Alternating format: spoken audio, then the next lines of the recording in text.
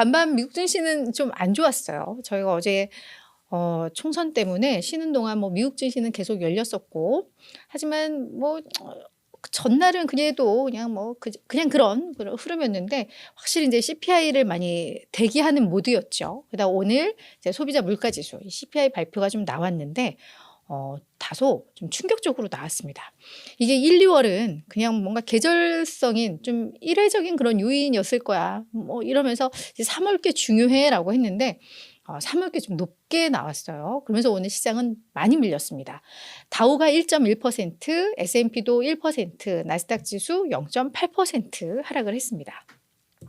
자, 우리가 이제 물가 완화가 둔화되는 거, 그러니까 물가 하락하는 게 둔화되는 거에 어느 정도 좀 익숙해졌고, 그래서 시장에서 금리 인하 기대감도 많이 후퇴한 상황입니다. 그럼에도 오늘 시장이 이렇게 밀렸다라는 것, 물가가 생각보다 우리가 또 생각했던 것보다 너무 높아지네라는 뭐 그런 우려감들이 오늘 많이 작용을 한 것 같아요. 좀 하나하나 내용을 좀 보도록 하겠습니다. 뭐 CPI도 그렇고 PPI도 그렇고 우리가 네 가지로 나뉘어서 이걸 보죠.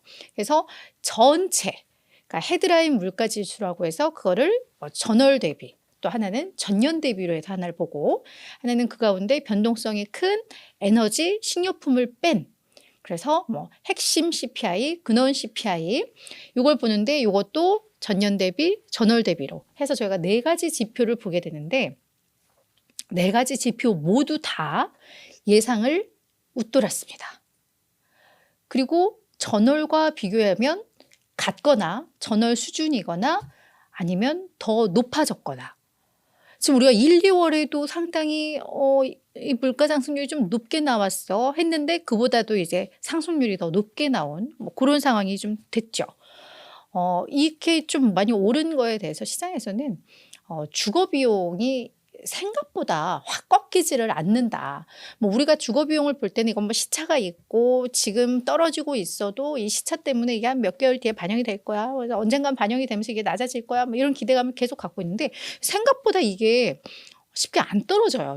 이게 반영이 되는, 물가 지표에서 반영이 되는 부분이 있어서. 그래서 이번에 CPI에도 주거 비용 이게 상당한 좀 부담으로 작용을 했다, 크게 좀 기여를 했다라는 분석들이 나오고 있습니다. 이 CPI를 보면서 이제 시장에서는 또 고민들을 좀 하기 시작한 것 같아요. 트레이드 스테이션의 데이빗 러셀 시장 전략 책임자는 뭐라고 하냐면, 우리 지금 경제 지표들 다 잘 나오고 있잖아요. 그러니까 이게 우리는 그래서 그래 뭐 경제가 좋으면 물가 이 두 마리 토끼를 어떻게 다 잡아. 근데 물가가 어느 정도 안정권에만 있어 준다면 경제가 좋은 게 더 낫지. 그래서 기업 실적이 좋다면 뭐 증시 입사에서 그게 더 낫지 라는 해석들을 해왔는데, 이제는 이제 이런 평가들이 나옵니다.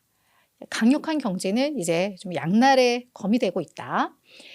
인플레이션을 우리가 예상했던 것, 우리가 기대했던 것보다 더 끈질기게 만든다. 정말 더 끈적끈적하게, 더 이게 쉽게 내려가질 않게 만든다. 정말 끈질기게 지키게 만든다. 그러면 결국은 금리 인하가 이제 불가능할 수도 있다. 시장의 기대치도 계속해서 낮아지고는 있어요. 처음에 뭐 6번, 7번 금리 인하 기대감이 3번으로 막 이렇게 줄다가 지금은 뭐 2번, 1번까지도 이게 낮아지고 있거든요. 그래서 이런 부분이, 근데 시장에는 그동안 금리 인하 기대감으로 오른 부분도 상당 부분이 있기 때문에 시장에 좀 변동성이 커질 수 있다라는 우려들을 계속해서 하고 있습니다. 자, 이 CME의 패드워치 이 내용들을 좀 볼게요. 그러니까 금리 트레이더들이 베팅을 하고 있는, 전망을 하고 있는, 금리에 대해서 전망을 하고 있는 그걸 표로 나타낸 건데, 우리 당초에는 6월에는 그래도 금리 인하 시작하겠지 였어요. 근데 지금 이제 6월에 금리 동결될 거야, 이 베팅 확률이 81%로 높아졌습니다. 이제 금리 인하 기대감 뭐 거의 이제 사라졌다라고 보면 될 것 같아요. 그럼 이게 한 7월로 밀리면은 자연스러운데, 7월도 동결 가능성 56%입니다. 지금의 이 물가 상황 보니까 이거 심상치 않아라는 거죠. 그래서 시장에서도 이제 결국은 첫 금리 인하 빨라야 9월쯤 되겠다라고 보기 시작했고, 그죠? 여기 9월 FOMC 때 이게 한 45% 나오니까. 근데 9월에도 사실 동결에 베팅하는 것도 한 34%로 적지 않습니다.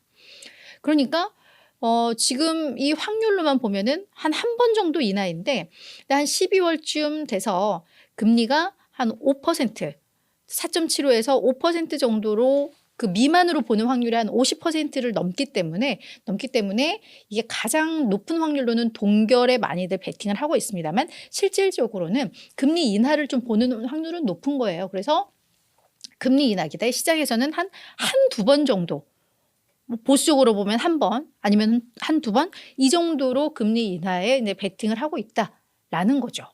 근데 이제 첫 금리 시기가 계속해서 늦춰지고 있다라는 것. 이게 이제 이번 요 패드워치에서의 가장 큰 변화였다라고 보시면 될 것 같은데 그만큼 이번 CPI를 보면서 시장에서는 다소 좀 충격을 받았다라고 이해를 하시면 될 것 같습니다. 오늘 또 FOMC 의사록 3월 회의 때 그 회의하면서 그들이 회의하면서 나왔던 그 이야기들 이걸 정리된 게 오늘 또 공개가 됐죠. 여기에서도 저희가 또 주목할 만한 내용들이 있었습니다. 먼저 우리 연준 인사들은 인플레이션이 우리들의 그 연준의 목표치 2%를 향해서 진전하고 있다라는 그 확신을 과거보다 더 높이지를 못했다. 그동안의 데이터를 보면서 이게 더 확신이 강해져야지 금리 인하라는 카드를 꺼내 들 수가 있는데 그 확신이 더 높아지지 않았어. 그냥 아직도 까리해.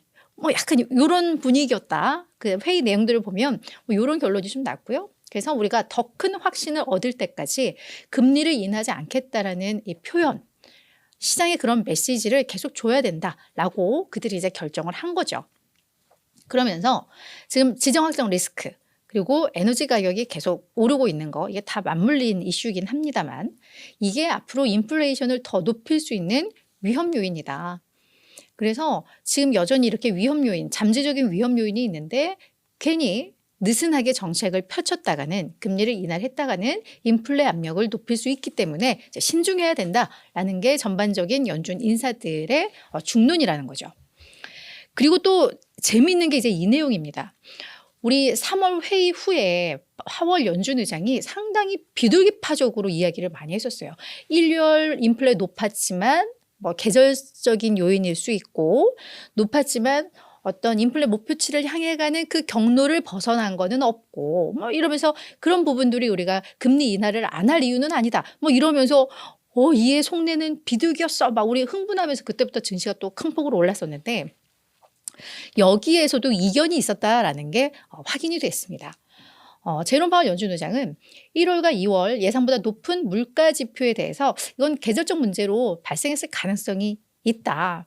뭐 이걸 확신할 수 없고 그래서 앞으로 나오는 물가들을 더 봐야 되겠지만 1, 2월 거는 너무 크게 확대 해석할 필요는 없다라는 게 파월 의장의 의중이었다면 그 부분에 대해서 반대하는 인사들도 꽤 있었다라는 거죠. 그 의견에 동의하지 않고 이게 근데 뭐 계절성에 의해서 어떤 특정 항목들만 그랬다면 오케이 그게 맞겠지만 물가 상승이 광범위한 범위에서 다 이루어졌다. 그래서 이거를 단순히 통계적인 문제로 그냥 무시해서는 안 된다라는 의견들도 어느 정도 있었다라는 거죠. 그랬는데 3월 물가가 딱 나오면 결국은 이렇게 다소 매파적으로 이야기를 했던 사람들에게 힘을 실어주는 지표가 오늘 나온 거죠. 그래서 이 의사록과 이게 좀 맞물리면서 시장은 더 부담을 느끼게 됐다라고 보시면 될 것 같습니다. 자, 뭐 이렇게 되다 보니까 국채 수익률 뭐 오늘 위로 올라갈 수밖에 없었죠. 그래서 4.55까지도 올라갔습니다. 전일 대비 18bp나 상승을 했고요. 뭐 이거는 이제 다 맞물린 이슈이기 때문에 뭐 금리에 대한 것, 뭐 물가에 대한 것들은 여기까지입니다. 그리고 이제 다른 이슈로 또 넘어가 보자면 우리 미국의 재정 적자도 결국은 약간 증시에 부담을 줄 수 있어라는 말들 계속 나오고 있는데 이것도 금리와도 또 연결되는 부분이기는 한데요. 상반기 재정 적자가 벌써 1조 달러를 이제 돌파했다라는 소식입니다. 그래서 뭐 올해 2조 달러 돌파는 뭐 거의 기정사실화되는 그런 분위기인데요. 3월 것만 똑 떼어놓고 보면 오히려 전년 동기와 비교해서는 재정 적자 증가분이 많이 축소되긴 했습니다. 3월에만 한 2,360억 달러 정도 기록을 했는데 근데 이 미국 연방정부 같은 경우에는 회계 연도가 10월부터 9월까지거든요. 그러니까 지금 10, 11, 12, 1, 2, 3 지금 이제 상반기, 회계연도의 상반기가 지난 건데 이게 이제 재정 적자가 뭐가 문제냐 하면 지금 결국은 채권을 발행을 하면 이자를 줘야 되잖아요. 근데 지금 미국의 금리가 너무 높으니까 그 이자 부담이 계속 더더더더 커지면서 이 재정 적자의 누적액이 점점 빨라지는 지금 그런 상황이라고 합니다. 그렇다고 해서 지금 미국이 재정 지출을 줄이느냐?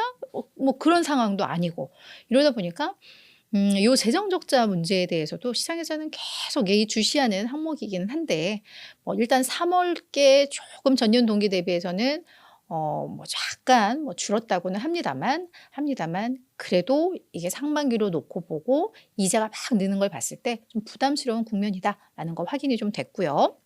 그래서 상반기에만 이자 지급이 뭐 4,300억 달러가 뭐 이자 지급으로 나갔다고 하니까 이거 엄청난 거죠. 그죠? 전년 동기에 이게 3,010억 달러였다니까 뭔가 좀 심각하긴 심각합니다. 그죠? 그래서 아마 정부에서는 계속 금리 인하해야 된다. 금리 인하해야 된다. 이런 압박을 주고 바이든도 뭐 올해 금리 인하할 거다. 뭐 이렇게 얘기를 하는데 연준 입장에서는 지금 물가와 같이 봐야 되니까 네, 좀 복잡한 뭐 그런 상황이죠.